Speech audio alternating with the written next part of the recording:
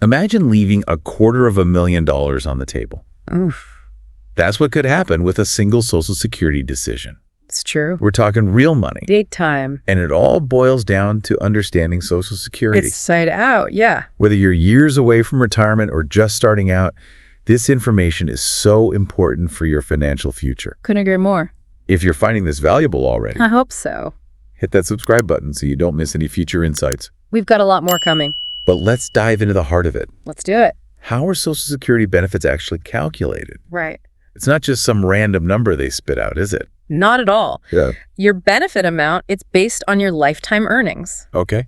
And here's the thing. The age when you decide to claim those benefits, Interesting. it's not always obvious, but delaying your claim up to a point can really boost your monthly checks. Okay, so waiting longer could mean more money. You got it.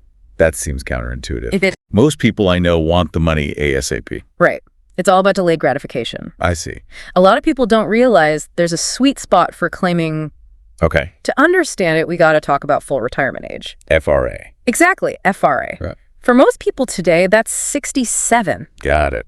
Claiming benefits before your FRA means a smaller monthly check. Permanently. Permanently, that's right. Wow. But on the other hand, every year you wait past your FRA, your benefits increase. Up to a certain age, I'm guessing? Up to age 70. 70. Okay. Yep. So there's a penalty for claiming early and a bonus for waiting. That's a good way to put it. Can you give us some examples? Absolutely. Concrete ones. Okay, let's say you decide to claim at 62, the earliest you can. Yep. You're looking at a 30% reduction in benefits. 30%. Wow. But if you hold off until 70, you'll enjoy an extra 8% for each year you delayed. Each year. Each one. That's significant. Huge difference. Those percentages could translate to thousands of dollars over retirement, right? Thousands, potentially even hundreds of thousands. To illustrate this, let's bring in our hypothetical retirees, Love it. Professor Pat and Nurse Nancy. Great examples. If both saved $1 million Million, wow. and have a monthly budget of $6,000. Smart planning. But they have very different plans for claiming Social Security. Let's see how it plays out. Pat, he's ready to relax, wants to claim right away at 62. Makes sense. That gives him a monthly check of $1,613. Not bad. Nancy, though, is thinking long-term, waiting until 70. Playing the long game. Okay, so Pat gets his money sooner, but what's the overall impact? Well, over their lifetimes, Pat and his spouse are estimated to receive $917,722 in Social Security benefits. Okay. But by delaying, Nancy is projected to receive a whopping $1,175,040. Whoa, hold on. Big difference, right? That's almost $258,000 more. Almost $250,000. Just by waiting. Exactly. It's not just about the total amount, though, is it? No, you're right. There's also how likely their plans are to actually succeed. Absolutely. Peace of mind is important. What do those numbers look like? Pat's plan has a 78% chance of success, Okay. while Nancy's is 85%. It's a pretty big difference. It is. Could mean a lot down the line. This is where I want to hear from you all listening. Yeah, let's get some opinions. Would you prioritize getting those benefits sooner, like Pat? Early bird? Or would you maximize that long-term payout like Nancy? A patient approach. If this dilemma has got you thinking, It's a tough one. this really highlights that there's no one-size-fits-all answer with Social Security, doesn't it? Not at all. So many factors. In fact, neither Pat nor Nancy chose the most optimal strategy. That's right. What would have been the best for them? Based on their situation, claiming at their full retirement age of 67, 67. yep, would have actually given them the highest success rate, How high? a full 88%. Wow, just those few years make a big difference. Huge difference. So, delaying isn't always the best approach? Not necessarily. Why is that? Personal factors like health, how long you expect to live, your individual needs, they all play a role. Yeah, makes sense. There are even some powerful strategies involving spousal benefits, divorce, survivor benefits. We could dive into those another time. Definitely. But let's talk about something that might keep you up at night. Oh, what's that? The 2035 problem. Right, the big one. We're hearing a lot about the Social Security Trust Fund being depleted by 2035. Yep, it's out there. Is this a real threat? It's definitely serious. What does it mean, really? So it boils down to a demographic shift. Okay, People are living longer, which is great, Yep. but birth rates are lower. makes sense. This means fewer workers paying in to support more retirees. I see. And that puts a real strain on Social Security's finances. So what happens in 2035 if nothing changes? Good question. Does it all just go away? It's unlikely to just vanish, but benefits could be slashed by as much as 20%. 20%, that's a lot. Could mean a loss of $44,800 a year for someone expecting $224,000 in benefits. That's a big chunk of someone's retirement income. It is. Is there anything that can be done? There are a number of proposed solutions out there. Like what? One of the most interesting involves the growing income gap in the U.S. Income inequality and Social Security. How are they connected? It's all about how Social Security is funded. Okay. It relies on payroll taxes. Right. But right now, there's a cap on how much of your income is subject to those taxes. A cap. Yep, in 2025, that cap is $176,100. So anyone making more than that, even millions, doesn't pay additional Social Security taxes. You got it. So someone making $15 million a year pays the same as someone making $176,100. That's right. That's, wow. It's a point of contention for sure. This wage cap has contributed to a big disparity in Social Security contributions, hasn't it? It has, between the very wealthy and everyone else. What's the solution to that? Well, one idea is to eliminate or raise the wage cap. Just get rid of it? Or raise it significantly. Okay. This could bring in a lot more revenue for the system. Could it really extend it beyond 2035? Potentially, yeah. It sounds like a pretty simple fix. Sounds simple. Is it politically feasible, though? There's the rub. It's complicated. Very. Strong opinions on all sides, I imagine. Definitely. Good reminder that we're not here to endorse any particular political viewpoint. Not at all. We're presenting the facts and different perspectives Trying to give you the whole picture. on this incredibly important issue. It affects everyone. Now, I have a question for all of you listening. Let's hear it. What do you think is the most pressing issue facing Social Security today? Yeah. What's top of mind? Is it the 2035 problem? The ticking clock. Is it the wage cap? The fairness issue. Or something else entirely? We want to hear from you. Let us know in the comments. We read them all. And hey, while you're there, if you're finding this helpful, don't forget to give us a like. We appreciate the support. Now that we've laid the groundwork, The foundation. let's explore some potential solutions to this whole Social Security puzzle Problem-solving time. and how you can prepare for whatever the future holds. Always be prepared. Stay tuned. Can't wait. Welcome back.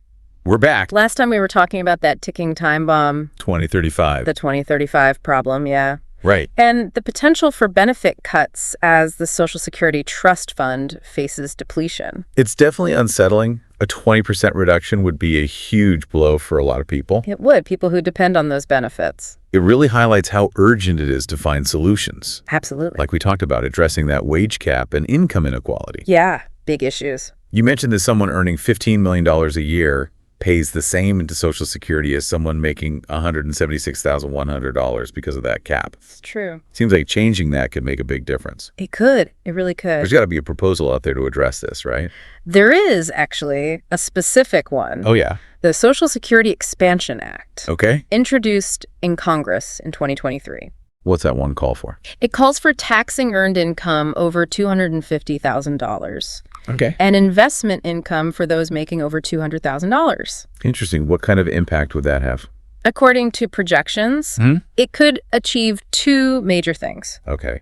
Boost Social Security benefits by an average of $2,400 per year. That's significant. And it could extend the solvency of the program for another 75 years. 75 years. That's a long time. That's a game changer. It could be. But would it really only affect 6% of Americans like the bill claims? Well, that's up for debate, of course. Right. There are different perspectives on how many people would actually see their taxes go up. Makes sense. Some argue it's absolutely necessary to ensure the future of Social Security, while others are concerned about the impact of those higher taxes on high earners. Seems like every solution has its own trade-offs.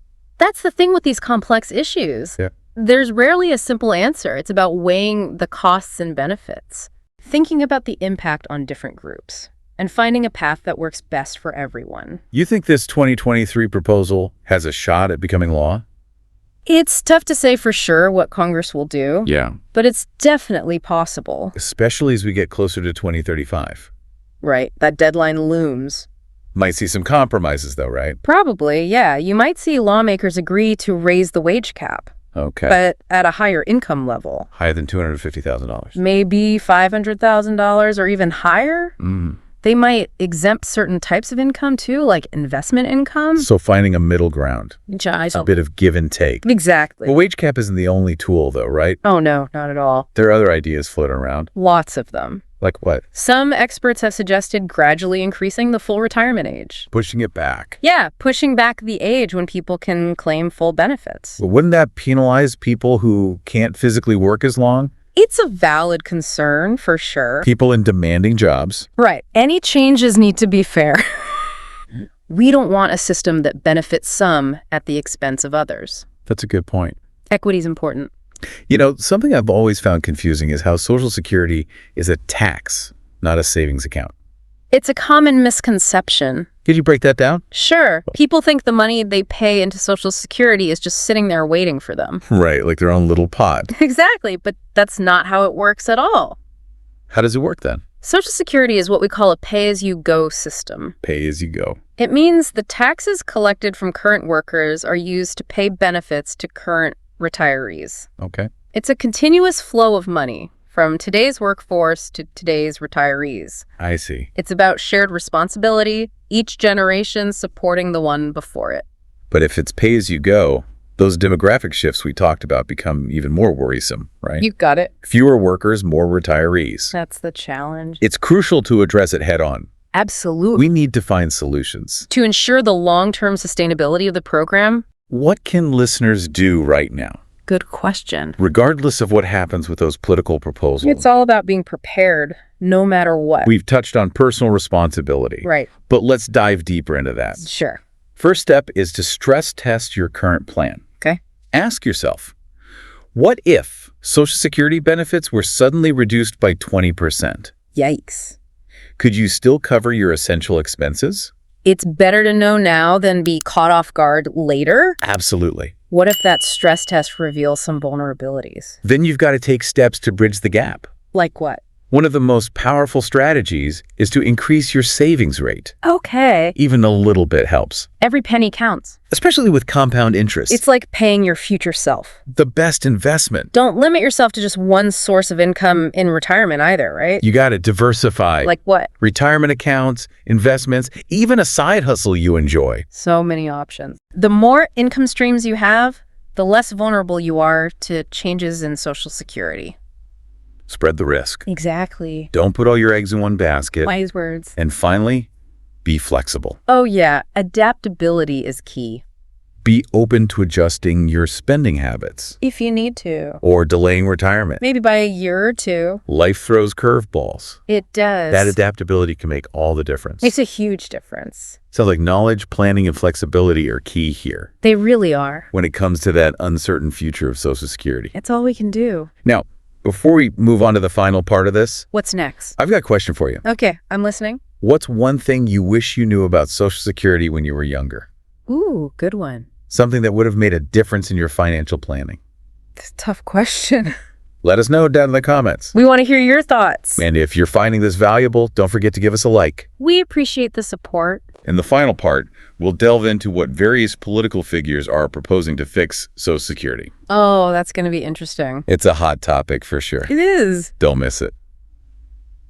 Welcome back to our Social Security journey. Glad to have you back. We've covered a lot. We have, from how it all works. To the 2035 problem The big one. and that crucial idea of personal responsibility. You've got to take control of your own future. We've explored some solutions too. Yeah, like addressing the wage cap. Right. And diversifying your income in retirement. So many different angles to consider. It's a complex issue. Let's step into the political arena now Oh, boy. and see what different folks are proposing to do about the future of Social Security. It's a hot topic. Lots of passionate opinions out there. What are some of the key proposals generating the most buzz? Well, one that comes up a lot is raising the retirement age. Pushing it back. Yeah, pushing back the age. You can claim those full benefits. Right. The argument being people are living longer, healthier lives. Exactly. It makes sense to adjust the system to reflect that. Proponents say it aligns Social Security with current life expectancies. And helps ensure its long-term solvency. But like we mentioned before, raising the retirement age could really impact people in physically demanding jobs. It's true. Those who can't work as long? It raises questions about fairness. It does. Any changes have to be carefully thought out. We don't want unintended consequences. It's certain groups. That's right. What other ideas are out there? Another proposal is changing how cost of living adjustments are calculated. COLAs? Yep, always. Those are the yearly increases to help benefits keep up with inflation, right? That's right. Okay, what's the issue with how they're calculated now? Currently, they're based on the Consumer Price Index for urban wage earners and clerical workers. CPIW. Exactly, CPIW. Okay, Some experts argue that it doesn't accurately reflect senior spending. how so? Well, seniors tend to spend more on healthcare, Right, that makes sense. and healthcare prices often rise faster than other goods and services. So their actual costs are going up faster than the CPIW suggests. That's the problem. Their benefits aren't keeping up with real inflation. Their purchasing power erodes over time. So what's the proposed solution? Some folks want to switch to a different inflation measure, Like what? the Consumer Price Index for the elderly. The CPIE. Right, CPIE. And that focuses on the spending habits of older Americans, Exactly. Takes into account things like healthcare and housing costs. which are big expenses for seniors. Huge. Switching to the CPIE could lead to larger KLAs than could. helping them keep up with their actual costs. That's the hope. It sounds logical, but I bet it has its critics. Oh, of course. What are they saying? Some worry it would be too expensive. Drain the trust fund faster. Exactly. It's a tough balancing act. Supporting seniors while also making sure the program lasts. A classic dilemma. So we've got raising the retirement age, changing the TLA calculation. What else is on the table? One that always sparks debate is means testing. Means testing Social Security benefits. Yep, that's the one. Refresh my memory. What does that mean? It would mean reducing or eliminating benefits for higher income retirees. Okay.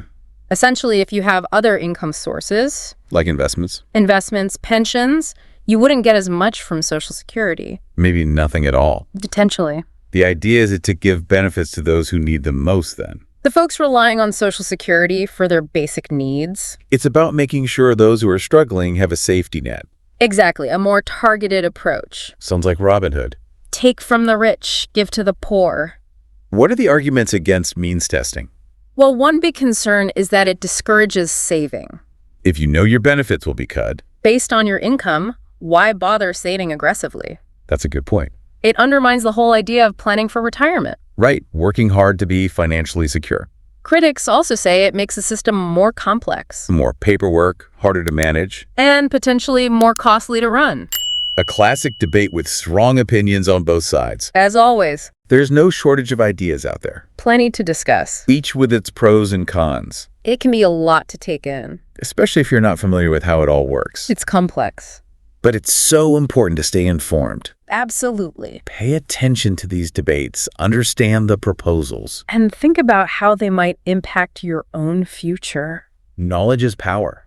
It really is. The more we understand, the better choices we can make. And the better we can advocate for policies that align with our values. Right, we're not just bystanders here. We have a voice. We can participate in shaping the future of Social Security. Our voices matter. They do. Reach out to your elected officials. Let them know what you think. What you're concerned about. You have a stake in this. We all do. Your input can make a difference. We're not just passively waiting to see what happens. We can be active participants. The future of Social Security really depends on all of us. It does, on our willingness to engage in these conversations. To work together, find solutions, and make sure it lasts. For current and future generations. And that brings us to the end of our Social Security deep dive. We covered a lot of ground. We explored the strengths, the challenges, the possible paths forward. From claiming strategies to the 2035 problem to potential solutions. We even touched on the political debates swirling around it all. It's a lot to think about. If you found this valuable, share it with your friends and family. Oh, thank you for it.